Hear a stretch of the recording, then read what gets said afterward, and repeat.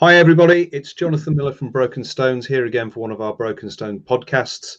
Today joining me is Chris Timothy from CT Planning. Thanks for joining us, Chris. Good afternoon, Jonathan.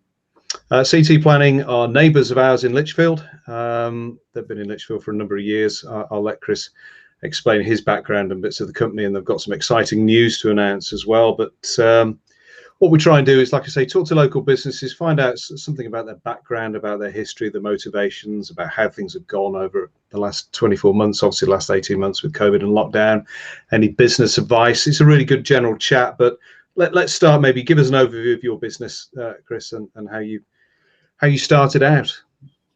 Well, turning the clock back a considerable long time, 30 odd years ago, I started life as a planning officer at Lichfield District Council and thought that was my career for life. And some point in my 30s, I might have risen to the dizzy heights of director of planning. But it soon became apparent local authority wasn't for me, because saying no to people and being negative is the opposite to my mindset. I like to make things happen, not stop them. So I got an opportunity to join a local practice called Woodframpton. It was shortly after I joined them, moved to a newly built 3 spires house, and they were in Unit 5, and whereas I'm in 7, I think you're in 4, I think. So we know this building well.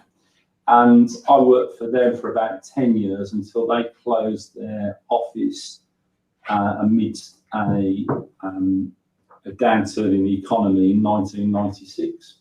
And I was faced with the prospect of either relocating to their Leamington office or taking redundancy. And I opted to take redundancy and think, well, I'll have a go at it myself. So that was all but 25 years ago.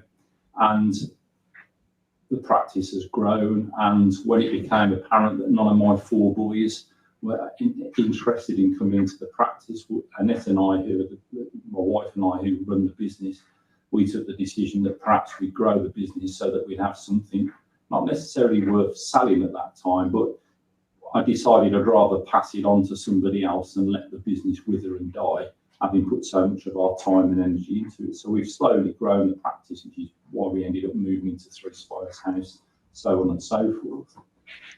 And how did you feel working in the public sector and then private sector? How did that transition go for you? Well, I'd only been in the public sector a little over 12 months.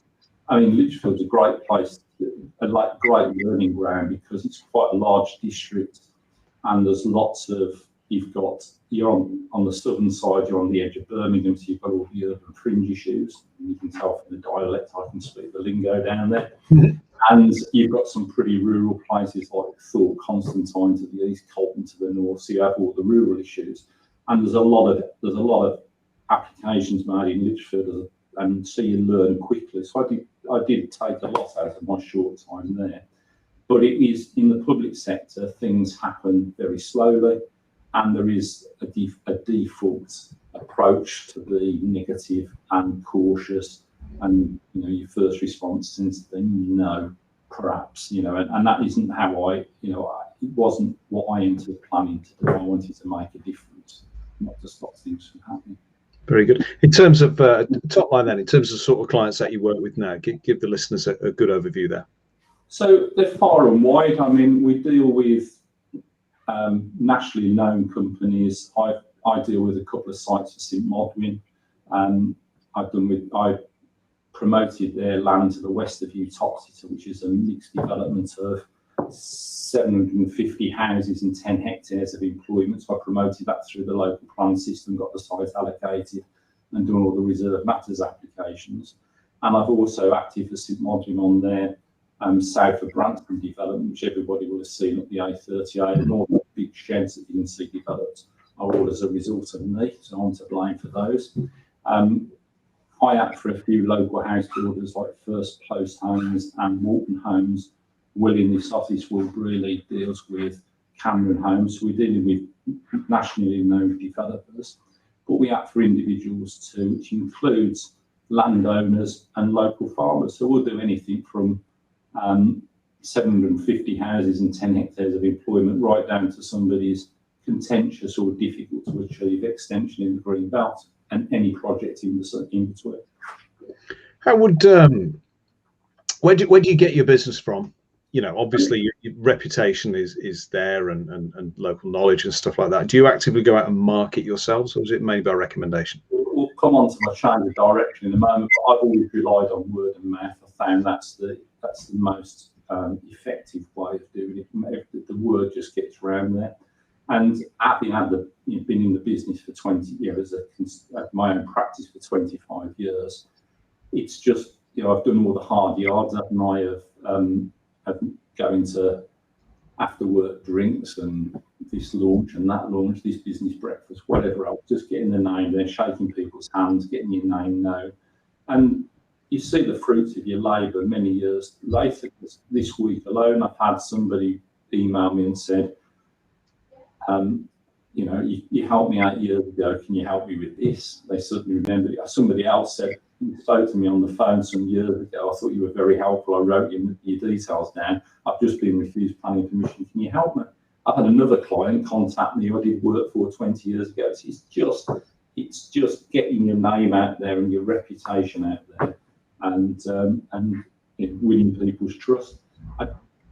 In the good old days, you had your yellow page entry, and we still appear on the Royal Town Planning Institute list of planning consultancies, which is, if you go into a council office, if indeed we're ever allowed to go back into a council office, there will be a leaflet from the Royal Town Planning Institute and we'll be on there. But you get next to no work out of it, and they tend to be the sort of jobs we don't want anyway. So, I mean, you've been doing this for a good while now, and you've obviously run your own practice for a good while now. What sort of gets you up in the morning to do it? Aside from obviously earning a crust, what keeps you interested? I think anybody that knows me well will tell you I'm not motivated by making a crust. As long as I used to say, as long as there's £5 in my wallet for a Thursday night to go out for a pint, I probably need 10 times that now, don't I? Yeah.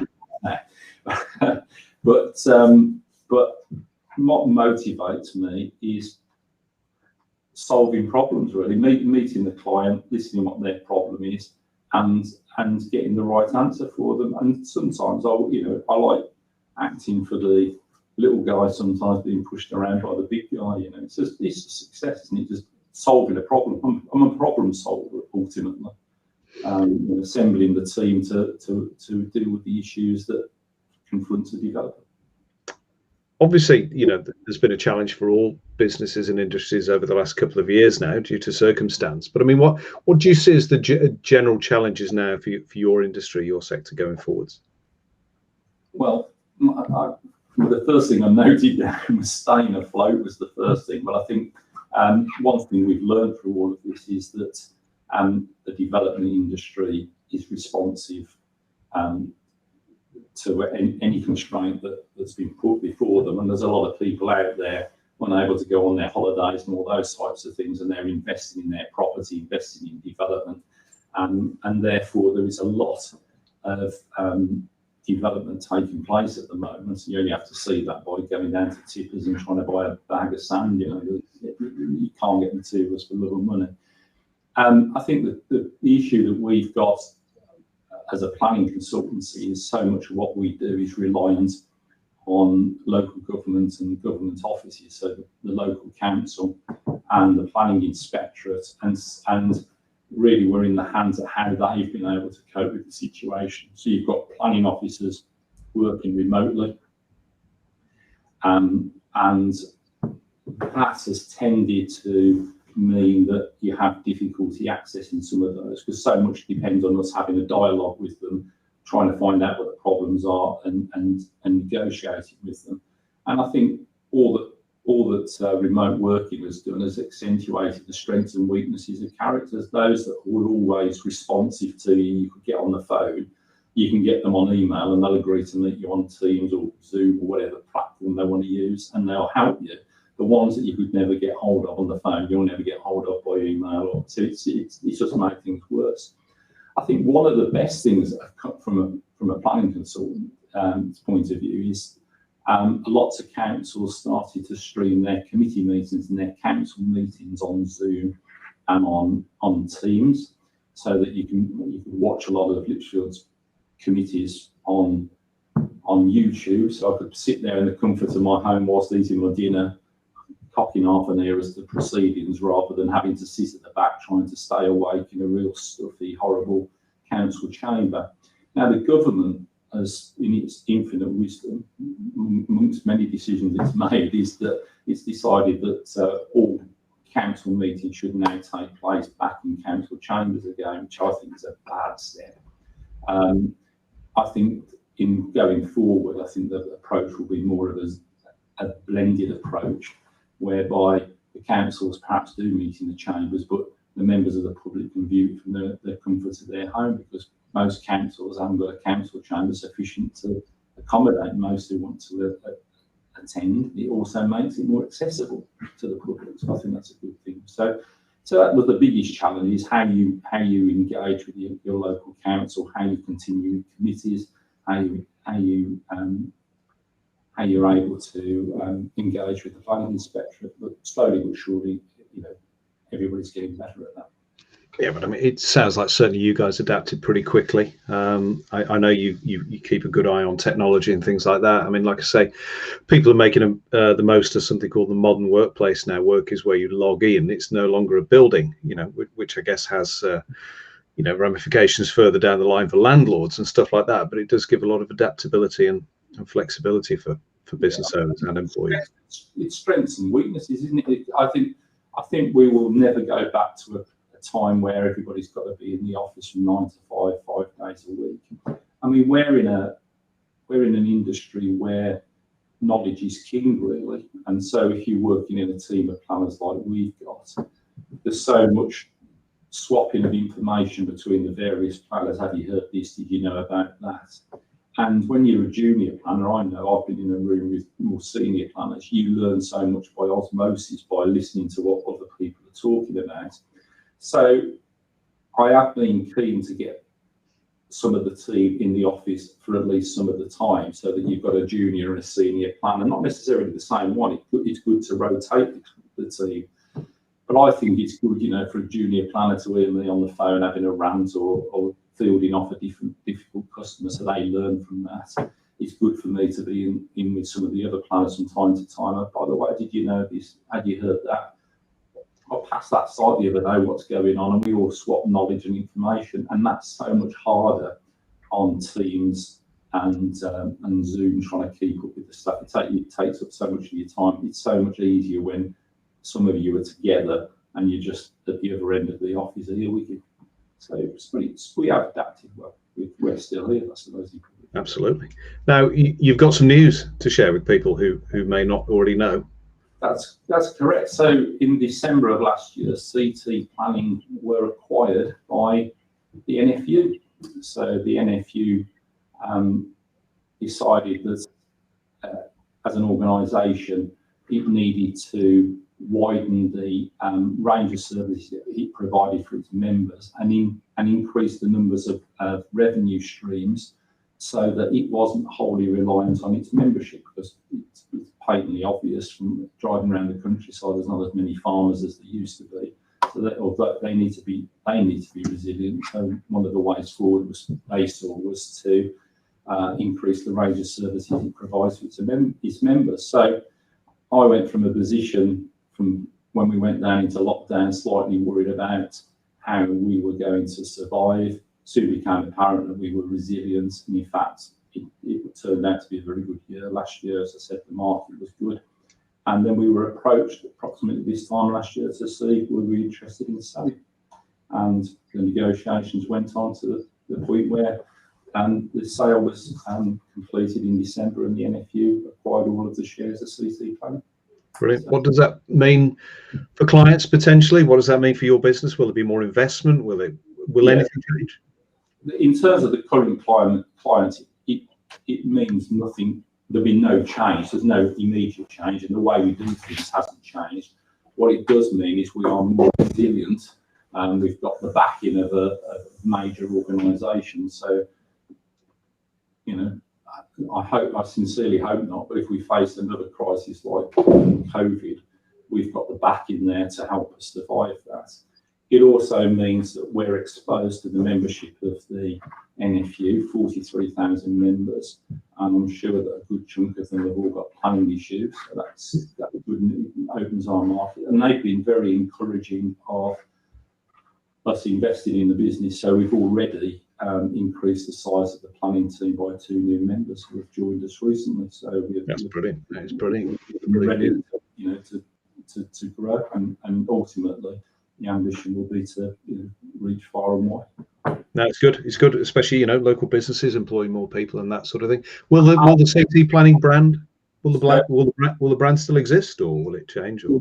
For the foreseeable future, the brand CT Planning exists. I think at some point in the future there'll be dual branding, NFU Planning and CT Planning, because people still, as I said to you earlier, people are coming back to us 20 years down the line, and I think it's important that presence is still there so that people know where to come to find it. But your bigger clients should be more comforted that we've got the backing of a major organisation. We're not a small tin pot company. We're part of a major, well-respected and appreciate. It's a widely respected organisation. So it's been a great run. It's really exciting stuff. I'm putting you on the spot now. Tell the listeners a bit about yourself. Tell them some bits that they don't know, perhaps. What do you do in your spare time? What do you enjoy? Well, I know. I know. It's very similar. So when I'm not working, probably my first love is cycling and foul walking, and when I'm recovering from those, listening to mostly prog rock, but music, a lot of music. My tastes are far and divorced, and although I'm being a bit careful on what I eat and drink these days, I quite enjoy having a pint of beer as well. So there we go. Good man. That sounds alarmingly familiar to anyone who knows me as well. But there you go. Anyway, let's finish up on a fairly broad question now. You've been in business for a good number of years now. You've set up a practice. You've sold it now. You're a local employer of people. What have you got? Any real top line tips for people maybe setting up their own businesses or even looking to sell their businesses? Any nuggets of wisdom you could share for this last couple of minutes? I think the answer is be agile, be prepared to adapt. Things don't come easily. I'm a big believer. I've always liked the Gary Player expression: the more I practice, the luckier I got. And I think I genuinely think you get out of it what you put in. So you've got to be, put in the hard yards. The thinning hair and the bags under my eyes show. You've got to be prepared to work at it, and it doesn't come easy. And it's going the extra mile when it's easy to give up. It's going to the VAT seminar than in the 96 euros when England are stuffing Netherlands 4-0. But you think about times like that. That's where I was that night, and so it's those being prepared to put yourself in positions that perhaps it's easier not to be in, but it reaps its rewards. And so don't panic, be agile, be flexible, and back yourself, have confidence in yourself. Fantastic. I was trying to think where I was for that game, and I'm pretty sure it was the Station Pub in Sutton Coldfield. That's where I wished I was at. And I wasn't far away, but somebody had tipped me off. You look after yourself. If you get along them, you show keenness to go to their seminars. I'll leave you alone, and 25 years later, they've left me alone. So it was worth the effort. Well worth it indeed. Listen, that's been brilliant. That's been a brilliant chat. It's obviously really exciting news about the business as well, and for yourself, and I'm really pleased for you. We're obviously going to be sharing this now on various different media, and hopefully it'll raise the profile of what you're doing. It doesn't sound like you need it, in all fairness, but not as I said, we've had some people don't know about the NFU acquiring us, and I think that the more that know, the better, because I think it's good news. And it's good news for Lichfield, isn't it? So, it is great news, and it's great news for Lichfield as well. So thank you, Chris. It's been a pleasure, and we'll sign off there. Thanks, Jonathan. Take care.